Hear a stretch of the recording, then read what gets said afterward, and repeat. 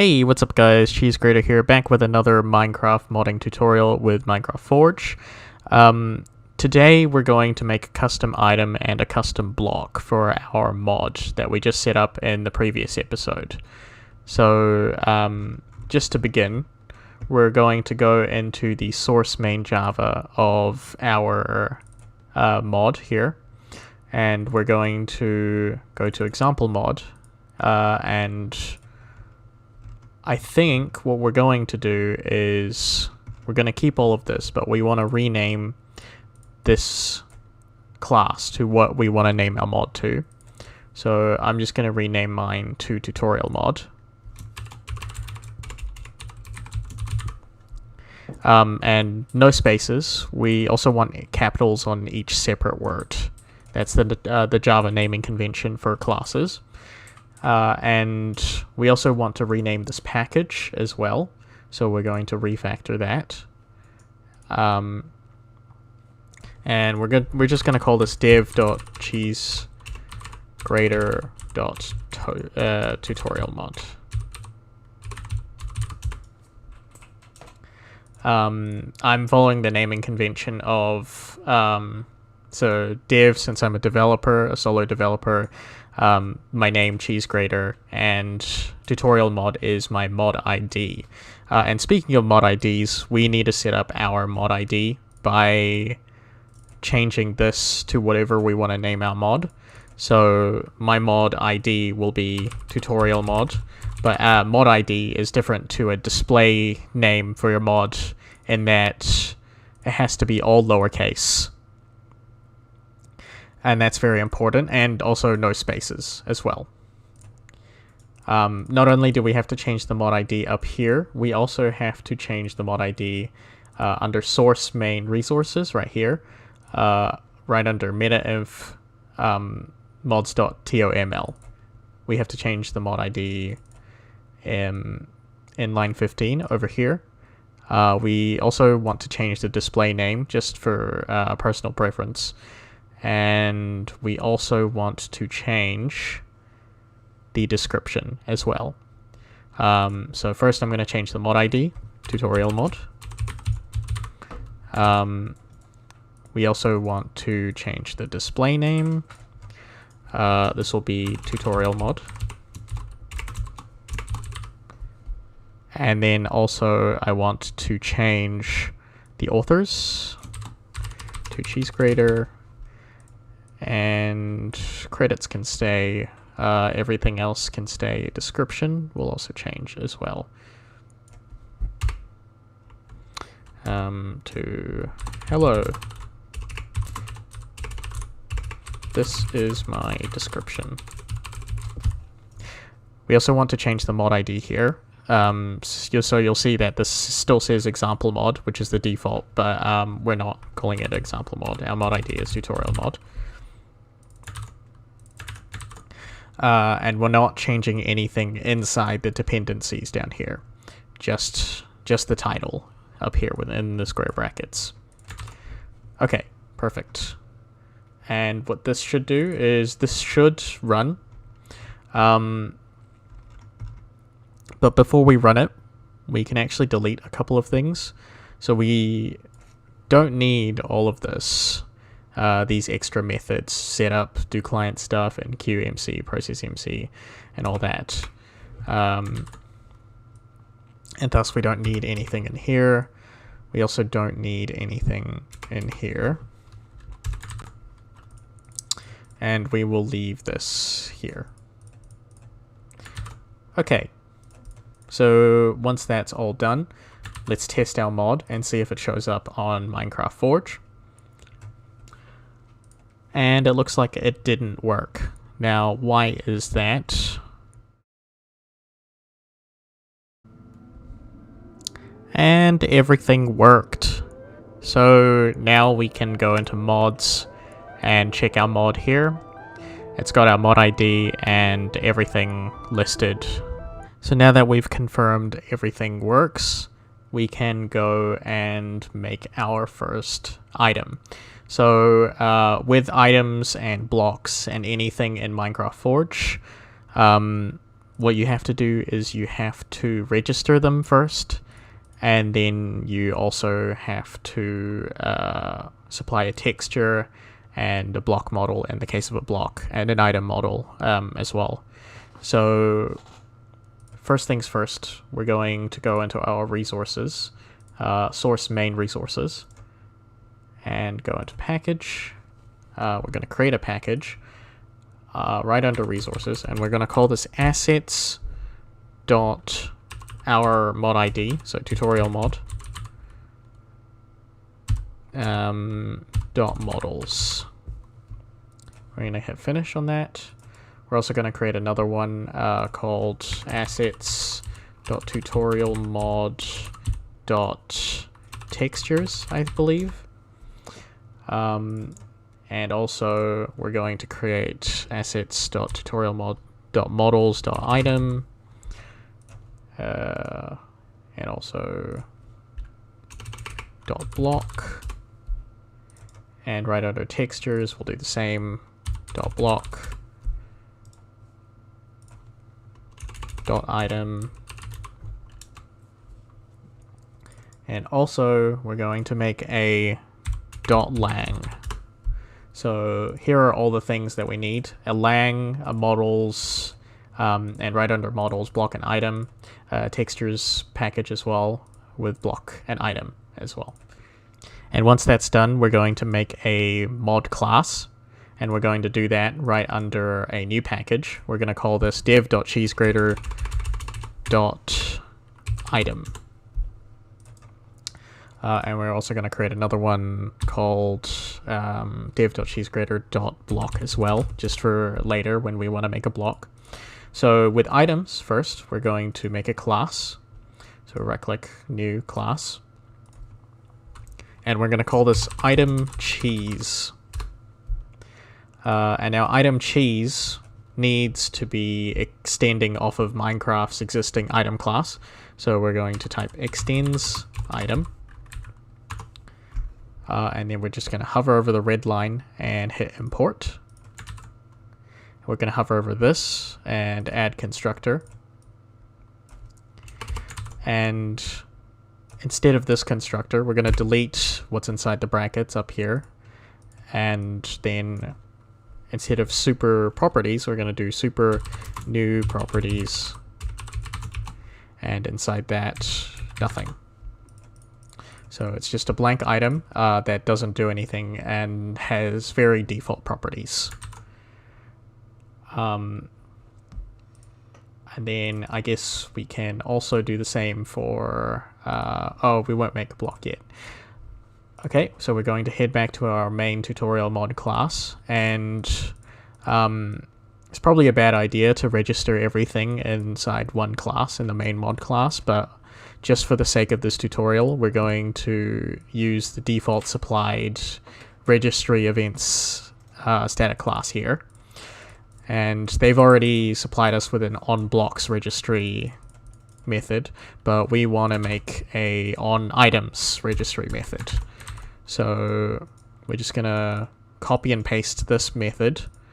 And we're going to rename this to items. We can call this whatever you want. I just like to fit with the naming scheme.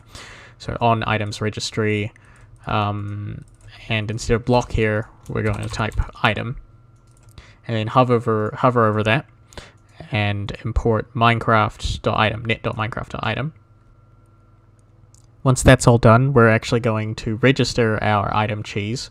But before we register our item cheese, we need to make a object holder for it. Now, once things get registered in Forge, the idea is that they need to go into a static field. This is called an object holder, and our object holder will be annotated. It will be a class that's annotated by object holder, followed by our mod ID, so tutorial mod in here and the brackets.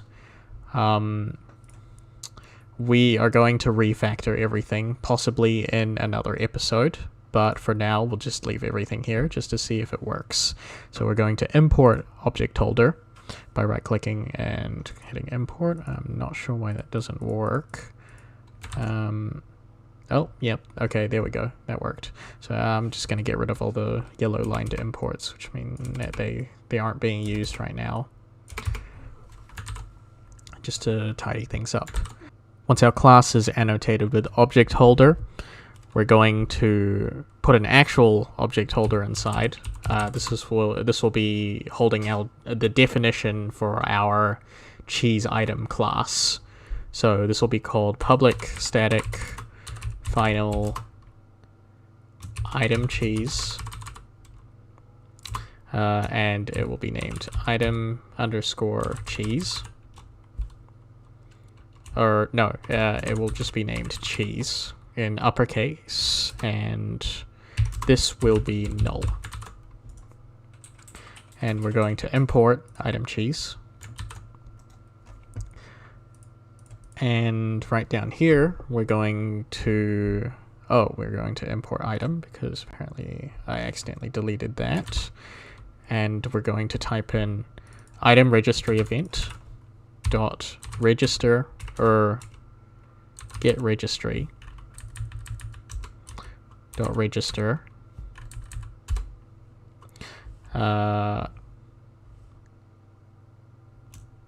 new item cheese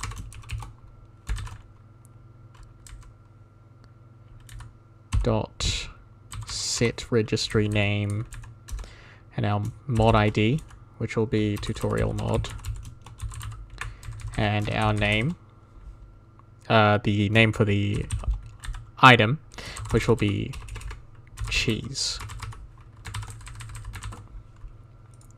So it seems that we're hitting a bit of a problem here. We haven't hit any actual problems, but the problem is that we have to keep typing out tutorial mod in plain text, and that can get really bad in the future if we have to type out tutorial mod like 50 times, and then one day you decide to change your mod ID, you have to change it 50 times. So what we're going to do here is solve that issue before it happens by creating a public field that contains our mod ID, and we're going to just call this public static final string mod underscore ID in all caps and tutorial mod.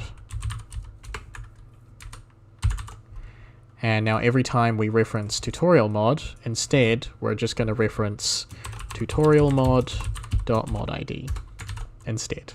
So we're just going to copy that and then paste it wherever we typed in our mod ID in our code.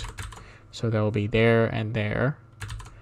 And as far as I'm aware, nowhere else. Okay, perfect.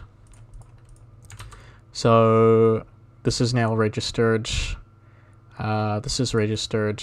Now we just need to give it an item model and an item texture. Okay, so I have my textures right here, which I prepared beforehand. So we're just going to drag cheese.png right into the textures for item. And for models, we're going to hit new file, and we're going to call this cheese.json. Okay, and this is what you need to type. So this is a JSON file. I'll leave a link to the GitHub for this project in the description, so you can all go check this out. Once that's done,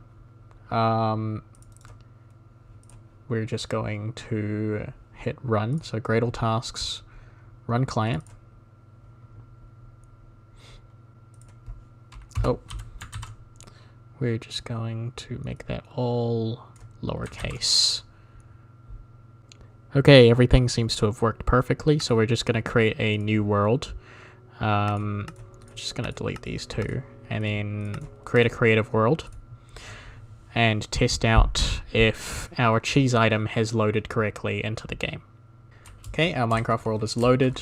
We're gonna, it won't be in a creative tab because we haven't put it there, but it will be there available in the give command. So we're called tutorial mod :cheese. And here we go. Our cheese item is in the game. Now you'll notice that it doesn't have a proper name. When you hover over it, it just says item.tutorialmod.cheese, which isn't very catchy. So we're going to fix that. And we fix that by going into our lang folder. This is where all of our, let's say, languages. So item.tutorialmod.cheese gets translated to different languages, and we're primarily using US English. That's the default for the game. So we're going to create a file called en_us.json and hit finish. And in this JSON, we're going to do brackets and 2 speech marks, and inside item.tutorialmod.cheese is equivalent to cheese wheel. And that should be it. And now, if we test out the game, we head into single player, we go into our world, and it works. So our cheese, our item.tutorialmod.cheese is now being renamed to cheese wheel, but only for English US speakers. Perfect. So now that we've got our item out of the way, we're now going to move on to blocks. Now, registering a block is very similar to registering an item. So the process is, first we create a class for the block. So we're just going to create one quickly. We're going to call this block cheese. Very creative, I know. And this is going to extend block from Minecraft. And just import block and add the constructor. We can delete this. And instead, what we write here is properties.create and then material dot, and then you can choose from the material here. This will determine things like, I think, sound and mainly sound and like how fast you mine it as a preset. So I think I'm gonna go with what's the best for cheese? Cactus seems a little similar to cheese. And there we go. That's our block class created. And now we're gonna head back into our main class called tutorial mod, and in this pre-generated onBlocks registry thing here. Oh, before we do that, I'll just rename this comment to item. We're going to register a block. So quite similar to how we did the item. So block registry event.get registry .register new block cheese, and then we want to import that, and then we want to set the registry name as well, similar to how we did it down here. In fact, we can just we could just copy paste this, and that would be done if this was an item. Not including the object holder, which is almost exactly the same up here.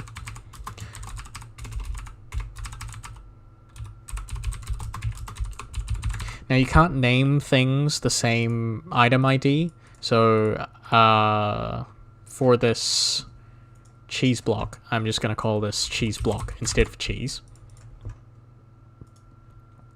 And that will, I believe, translate up here. I'll put an underscore. and it'll automatically find cheese block and insert the definition into this object holder. We also need to register a block item. So blocks in Minecraft have two representations. One is when they're outside in the world, and one is when it's in your inventory. And that is a block item, which is an item that can be placed down as a block. So we're just going to register that. I think we can just do this in the onItems registry event. So we're just going to do that. To register a block item, this is what you have to type. Item registry event dot get registry dot register new item block, followed by the object holder for the block up here. So cheese underscore block, followed by the items properties, which is we can just leave them as blank. And we are just, oh no, this is block item, not item block. I accidentally imported the wrong type of properties. We were meant to import item.properties. Oh, here we go. So import net.minecraft.item.properties. And this also needs to have a registry name. So set registry name. And we'll just copy this up here. So it has the exact same registry name. Okay, perfect. So our block is registered. Now it just needs a block state file, a block model, and a texture. I have block textures already supplied, so we'll just put them here. I'll just chuck it here, and then up here in the block model, right under block models, you want to create a new file, and you want to call this cheese block, cheese underscore block dot JSON, basically your registry name. And then this is what you want to paste in.